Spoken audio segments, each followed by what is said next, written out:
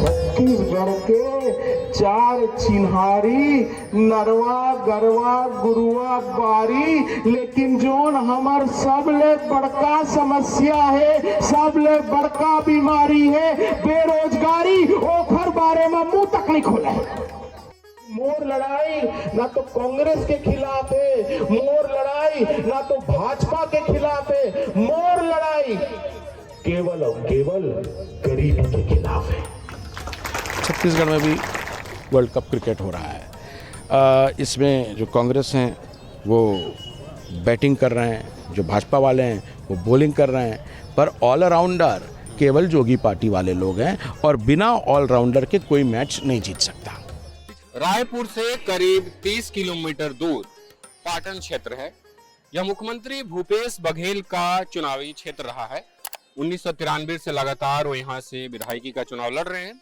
साल 2008 छोड़ दिया जाए तो हर बार उन्होंने यहाँ से चुनाव जीता। साल 2008 में विजय बघेल ने उनको हराया था। विजय बघेल अभी दुर्ग के सांसद हैं और इस बार भाजपा ने उन्हें फिर से मैदान में उतार दिया है। ये लड़ाई दिलचस्प थी ही, लेकिन इसी बीच अजीत जोगी के बेटे अमित जोगी ने भी यहां से ताल ठोक दी। हम पाटन पहुंचे, यहां के लोगों से हमने बात की। ज्यादातर लोगों का ये कहना है कि अगर भूपेश बघेल जीतते हैं तो प्रदेश के मुख्यमंत्री बनेंगे। विजय बघेल क्या बनेंगे इसको लेकर अभी कोई साफ जानकारी नहीं है। हालांकि यहाँ बीजेपी का कैडर वोटर है। लड़ाई भूपेश बघेल और उनके भतीजे कहे जाने वाले विजय बघेल के बीच देखी जा रही है। तो अमित जोगी क्या कर रहे हैं, आखिर अमित जोगी के साथ यहाँ क्या हो रहा है? कांग्रेस के लोगों का मानना है कि उनकी जमानत जब्त होगी, वहीं अमित जोगी ताल ठोक रहे हैं कि प्रदेश में उनकी सरकार बनेगी। हमने अमित जोगी से बात की कि आखिर वो किस दावे के साथ, आखिर उन्होंने क्यों पाटन को चुना। वो अपने पार्टी के अध्यक्ष हैं, वो कहीं से भी चुनाव लड़ सकते थे। बाग बाग कहा था संगी, बाग कहाँ ले आए रे, बाग ढिलागे जोगी के औ कक्का भतीज कहाँ लुकाए रे। अमित जी, आप अपने भाषण में दोहों का काफी इस्तेमाल कर रहे थे। जो पहला दोहा था उसका मतलब बताएंगे? जी, मेरे पिताजी भी जब भी बात करते थे, हमारी छत्तीसगढ़ की संस्कृति का एक अभिन्न अंग है। जो पहला दोहा मैंने कहा उसका कोई ऐसे हिंदी अनुवाद तो हो नहीं सकता है। हमारे छत्तीसगढ़ के सभी लोग जानते हैं कि अब इसका तात्पर्य यह है कि आप मन के बीच में शेर आ गया है और शेर आने के बाद जो चाचा भतीजा हैं वो कहाँ छुप गए हैं किसी को मालूम नहीं। पाटन जहां से मुख्यमंत्री भूपेश बघेल मैदान में है, उनके सामने यहाँ के सांसद मैदान में है भाजपा की तरफ से। आपने पाटन को ही क्यों चुना? मैंने पाटन को भूपेश के खिलाफ लड़ने के लिए नहीं चुना है, भ्रष्टाचार के खिलाफ मेरी लड़ाई है। 21 सालों से पाटन में एक परिवार ने, काका भतीजा के परिवार ने पाटन को जकड़ रखा है। उनकी हुकूमत चलती है, उनकी तानाशाही चलती है। तो एक तरफ तो ये परिवार है और दूसरी तरफ जो पाटन के गरीब हैं, शोषित हैं, वंचित हैं, अनुसूचित जाति, जनजाति, अति पिछड़ा वर्ग, अन्य पिछड़ा वर्ग, ये जो समाज हैं वो उनके अधिकार की लड़ाई है। तो एक तरफ परिवार, दूसरी तरफ अधिकार, और मैं तो पाटन में मात्र एक चेहरा हूँ। लड़ाई तो पाटन वासियों को लड़ना है। लेकिन आप अपने पार्टी के अध्यक्ष हैं, ये यहाँ से मुख्यमंत्री हैं भूपेश बघेल। मैं लोगों से बात कर रहा था तो लोगों का कहना है कि अगर हम बघेल जीतेंगे, भूपेश बघेल, तो मुख्यमंत्री बनेंगे। आप कोई सुरक्षित सीट ढूंढ सकते थे वैसे लड़ाई यहाँ आने? बिल्कुल मैं कोई दूसरी सीट से भी लड़ सकता था, 2 सीटों से लड़ सकता था, लेकिन मुझको पूरा यकीन है, पूरा भरोसा है पाटन के लोगों के प्यार में, उनके आशीर्वाद में, और इसलिए मैं खुद केवल पाटन से ही लड़ रहा हूँ। कांग्रेस के नेताओं से आज मैं बात कर रहा था तो उनका कहना है कि आपका तो जमानत जब्त हो जाएगा। लड़ाई तो भाजपा और कांग्रेस के बीच में यहाँ पर है। चलिए, अब उनको जो कहना है वो कहेंगे। आप तो कुछ भी कह सकते हैं, कुछ भी दावे कर सकते हैं। हमारा देश स्वतंत्र है। 3 तारीख को नतीजे आएंगे। नेता को चुनेंगे या बेटा को, परिवार को चुनेंगे या अपने अधिकार को, ये तो 3 तारीख को पता चलेगा। सर, पहले चरण का मतदान हो गया 7 तारीख को, अगले चरण का मतदान 17 को है। क्या लग रहा है, माहौल क्या है? आपकी बारी आ रही है, क्योंकि लिखा है जोगी इस बार पाटन की पुकार। प्रदेश में क्या हो रहा है? देखिए, जैसे दुनिया भर में अभी वर्ल्ड कप क्रिकेट चल रहा है, उसी हिसाब से छत्तीसगढ़ में भी वर्ल्ड कप क्रिकेट हो रहा है। इसमें जो कांग्रेस हैं वो बैटिंग कर रहे हैं, जो भाजपा वाले हैं वो बॉलिंग कर रहे हैं, पर ऑलराउंडर केवल जोगी पार्टी वाले लोग हैं और बिना ऑलराउंडर के कोई मैच नहीं जीत सकता। पिछला जो नतीजा आया था 2018 का, उसमें आपकी 5-6 सीटें आई थी।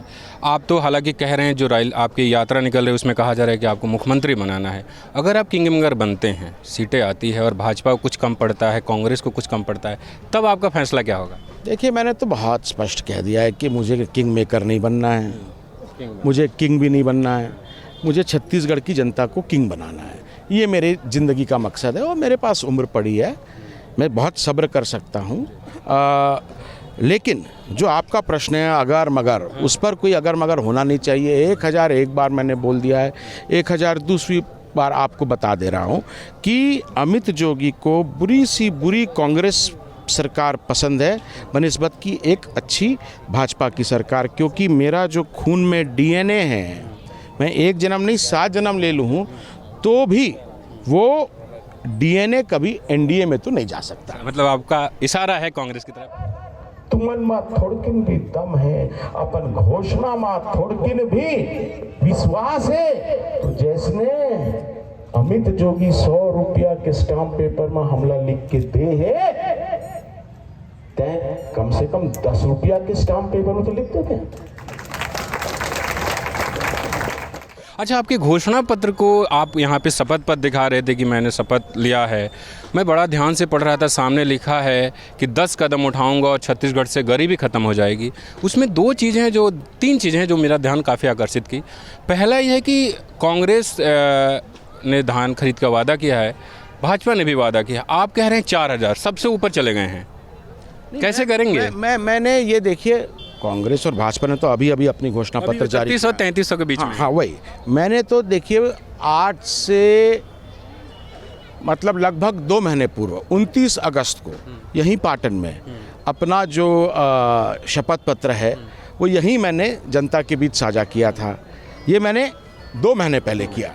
अब वो लोग भाई अपनी बातें करें, पर ये जो मैंने 10 कदम बड़ी सोच समझ के लिखे हैं, ये मेरे केवल कदम नहीं है, ये मेरे पिताजी का छत्तीसगढ़ के लिए विज़न था। उनका ये विज़न डॉक्यूमेंट था जिसे मैंने अपनी लाइफ का, अपने जीवन का मिशन बनाया है। 300 रुपये गैस, भारत में भी लगभग 900 रुपये का गैस पड़ रहा है, आप 300 रुपये कैसे देंगे? कोई रोड मैप तो होगा ना 300 रुपये गैस देना? ये जो 10 कदम हैं, ये कोई भी इनमें से नया कदम नहीं है।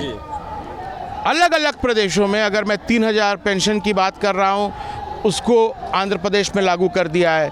अगर मैं सबको लखपति बनाने की बात कह रहा हूँ तो उसको तेलंगाना में लागू कर दिया गया है। अगर मैं फ्री बिजली की बात कर रहा हूँ या फ्री इलाज की बात कर रहा हूँ तो आप जानते हैं दिल्ली में वो लागू हो चुका है। मतलब इसमें कोई भी ऐसी बात नहीं है जो अन्य प्रदेशों में क्षेत्रीय पार्टियों ने नहीं किया। गैस 300 रुपये नहीं है ना, गैस कहीं 300 रुपये नहीं है। जी हाँ, राजस्थान में अभी 500 किया है, हम लोग 300 कर रहे हैं, क्योंकि हमारा जो पोटेंशियल है, सबसे ज़्यादा बिजली हमारे यहाँ पैदा होती है, सबसे ज़्यादा कोयला यहाँ, सबसे ज़्यादा लोहा यहाँ, सबसे ज़्यादा हीरा यहाँ। अगर हम उसका सही उपयोग करेंगे, सही सोच रहेगी तो क्यों नहीं, ये होगा। और मुझे इतना विश्वास है कि मैंने इसको एफिडेविट में लिख के दे दिया है। जनता को ये अधिकार है, अगर मैं लिखी हुई बात को पूरा नहीं करूंगा तो झूठा एफिडेविट भरने के जुर्म में आप मुझे 2 साल तक के लिए जेल भेज सकते हैं। तो चुनाव में सब बोलते हैं, चुनाव के समय तो नहीं तो सब बोलते हैं ना, पर मैं तो बोल रहा हूँ, अपने बोलने में भी एक सरकारी डॉक्यूमेंट लगा दिया है। मैं चुनौती दे रहा हूँ आपके चैनल के माध्यम से, बीजेपी कांग्रेस दोनों में अगर दम है, दोनों की घोषणाओं में दम है, तो मैंने तो 100 रुपये के स्टैम्प पे, वो 10 रुपये के स्टैम्प पेपर में लिख के दे दे। आखिरी सवाल है सर कि शराबबंदी पिछले घोषणा पत्र में कांग्रेस ने शामिल किया था, शराबबंदी कैसे करेंगे? क्योंकि इनकम का एक बड़ा सोर्स होता है और आप बिहार में देखिए कि शराबबंदी होने के बाद काफ़ी सारे लोग जेल गए शराब पीने के मामले में, और शराब पहुंच जाता है। अब बिहार या गुजरात में आपके फ़ोन कॉल पे शराब उपलब्ध है, तो एक नया करप्शन या क्राइम का रास्ता खुल जाता है। शराब कैसे बंद करेंगे छत्तीसगढ़ से? देखिए, कांग्रेस ने वादा किया था, अपने हाथ में गंगा जल लेके उन्होंने वादा किया कि हम शराबबंदी करेंगे। अब बोलते हैं कि भाई शराब से जो रेवेन्यू आ रहा है, कितना आ रहा है? 6,000 से 7,000 करोड़ रुपया के बीच में। मैंने क्या कहा है, मैं एक तरफ तो शराब की दुकान, दारू की दुकान बंद करूंगा और दूसरी तरफ दूध की दुकान खोलूंगा। मैंने अमूल का जो मॉडल है गुजरात में, उसकी बारीकी से अध्ययन किया है, उसको समझा है, तभी मैं कुछ सोच समझ के ही जो बोलता हूँ।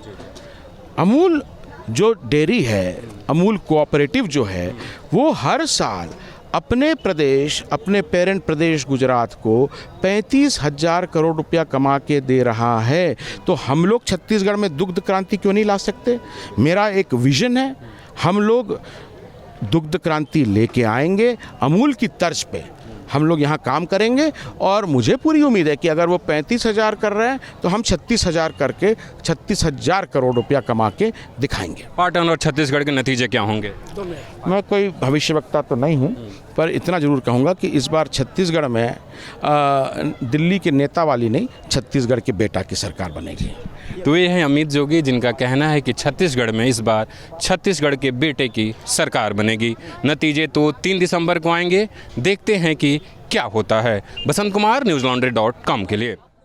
5 महत्वपूर्ण राज्यों में विधानसभा के चुनाव घोषित हो चुके हैं। ऐसे में जरूरी है कि आप यानी न्यूज देखने और पढ़ने वाले मुद्दों की तह तक पहुंचे। ऐसे में आज ही newslaundry.com/election fund पर जाएं। तो सपोर्ट कीजिए स्वतंत्र मीडिया को, ताकि आपको एजेंडा और पक्षपात से आजाद खबरें मिल सकें।